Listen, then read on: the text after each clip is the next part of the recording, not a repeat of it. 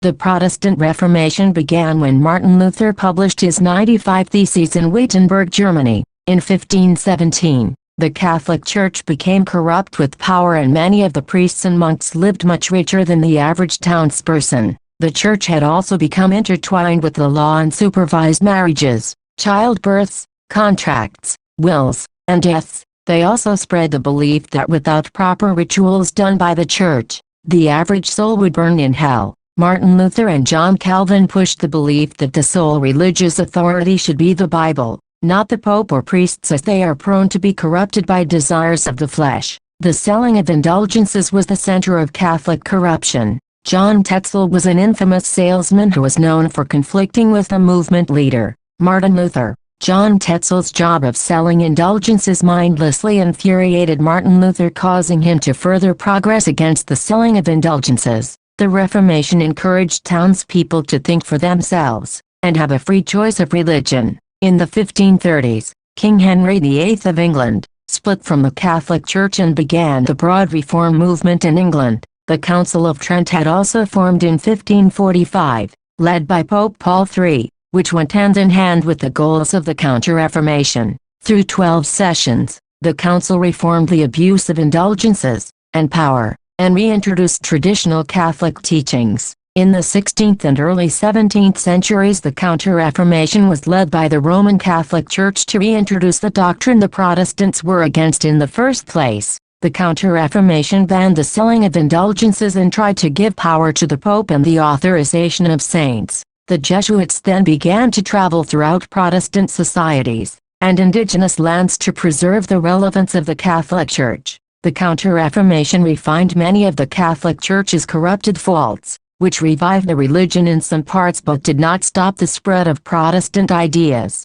The 30 Years' War broke out in 1618, fought mostly in Germany, and was fought between Roman Catholics and Protestants. The war broke out political struggles, but eventually ended in 1648, with the Peace of Westphalia. Some important leaders like Richelieu helped France gain important power and support King Louis XIV's absolute monarchy. All these religious movements, especially the Reformation, began a split between Roman Catholicism and Protestant traditions. It also influenced Western Europe to offer basic rights, such as freedom of religion and conscience. It also pushed forward the separation of church and state, as Roman Catholicism did not hold absolutism over all of Europe. The Protestant Reformation also helped the Catholic Church reform the selling of indulgences, the dictatorship of the Pope, and the idolization of saints. The Reformation also led to the development of democracy throughout Europe.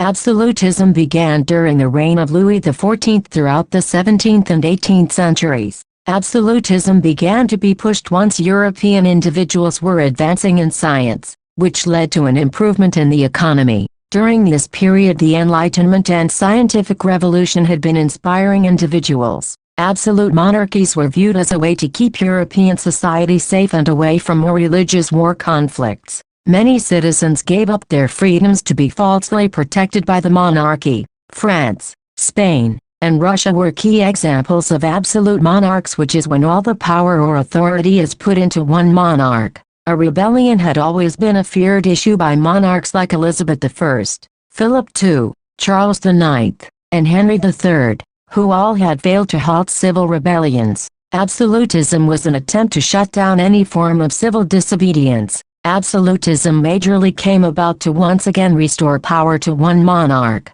The governmental idea was spread throughout Europe, to establish the government as the only power. The majority of the absolute monarchs failed in preventing rebellions. Henry III was unable to stop the civil wars between the French Protestants, or otherwise known as the Huguenots. In the religious wars, absolute monarchs had some pros, which involved quicker decisions to be made for the region. They were able to stay in power for as long as people allowed to. Some of its disadvantages were there was no democratic process in choosing. Many people were oppressed by fear, and oftentimes monarchs would abuse their power. Constitutional monarchy was introduced post-French Revolution. The Constitution of 1791 transformed the country of France into a constitutional monarchy after the fall of the Ancien Regime. Under the Constitution in France, The National Assembly was now the legislative branch. The king and royal ministers were the executive branches and the judicial branch was independent.